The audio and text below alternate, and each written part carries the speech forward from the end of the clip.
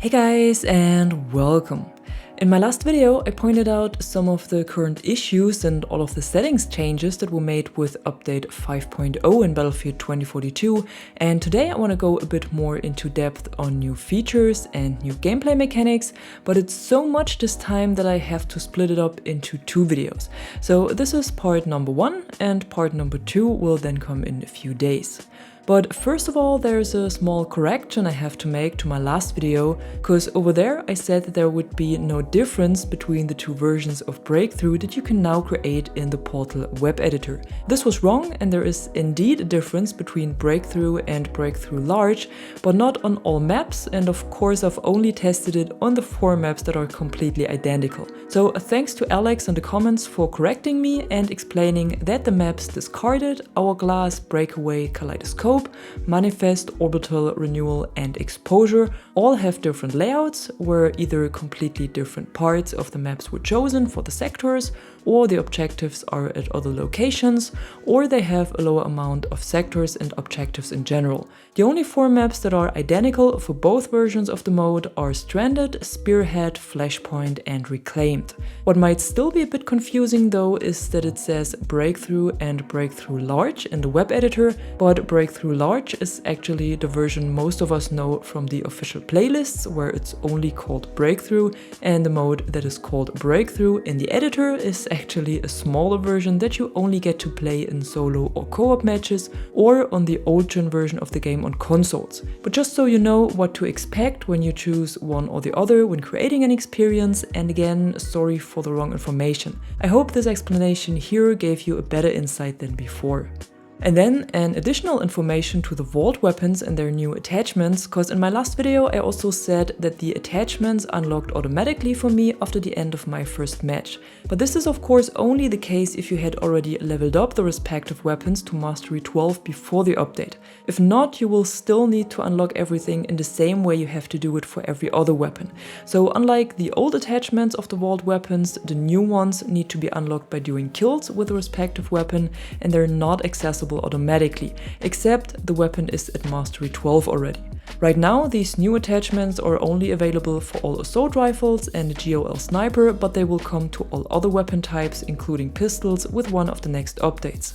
The universal cosmetics, however, are already available for all weapons, and they were also added over on Portal, but only for the guns that made it to the base game as well. So in Battlefield 3, almost all weapons have these cosmetics now, while in 1942 it's only the M1911 pistol. But now let's have a look at some of the other new features that were added with Season 5, starting with the squad management system. And I know it should be well known that this is in the game now, but I've got so many comments from people asking how it works and where they can find it that I decided to include it here as well. So to get access to the new squad screen during a match, you just need to go to the pause menu and then in the bottom left select squad and players. Then you get an overview of all existing squads of your team. At the beginning of a match you're still put into a random squad, but if you shouldn't be happy with this, you can join another one here. If you want to create a new one because you have friends that want to join in, for example, just click Add Create New Squad at the bottom of the screen and you will be put in a new squad on your own. Then the remaining slots will be reserved for your friends for an amount of time, and only they will be able to join and no random player. But I can't tell you exactly how long this time is. If you are the squad leader, you can also promote any player of your squad to be the squad leader themselves, and you can mute, block or report players.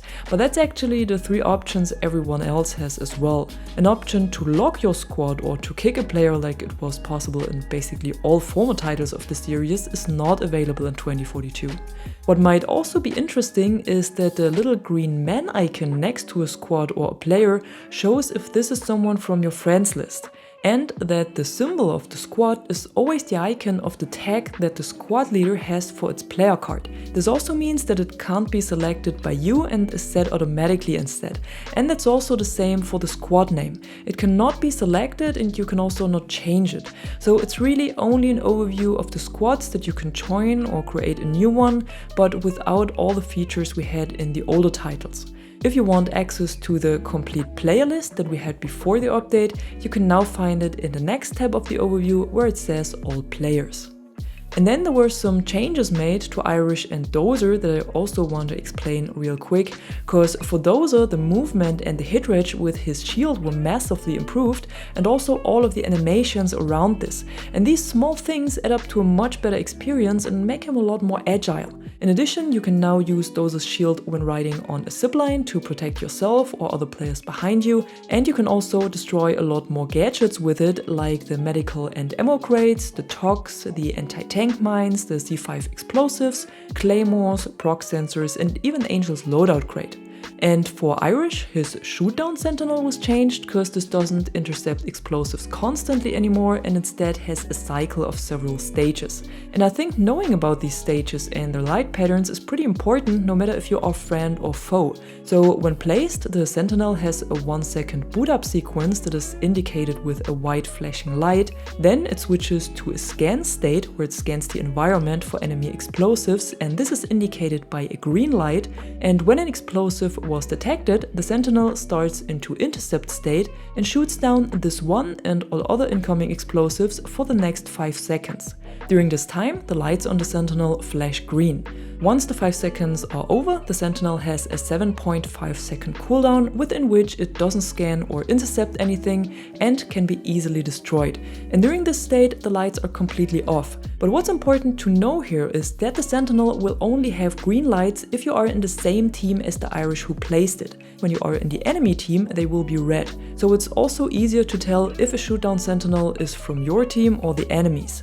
The patterns of glowing and flashing lights, however, are always the same. If the light is on, the Sentinel is in scan state. When the light flashes, it's in intercept state, and when the light is off, it's on cooldown. And that's why I said it's important to know the lights and the sequences, because this will give you a hint on when it's a good time to throw your grenades and when not. As for the cooldown, you should also know that you can even shorten or completely avoid it simply by placing several sentinels within an area, because then they're all connected and synced with each other, and there will always only one sentinel react to an incoming explosive.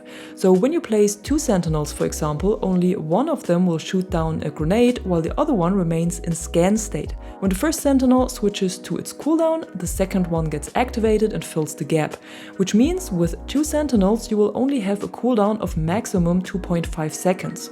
If you team up with another Irish and you place 3 sentinels or more next to each other, there won't be any cooldown at all anymore. So especially when defending objectives in rush or breakthrough, check for other Irish players and place your sentinels next to theirs.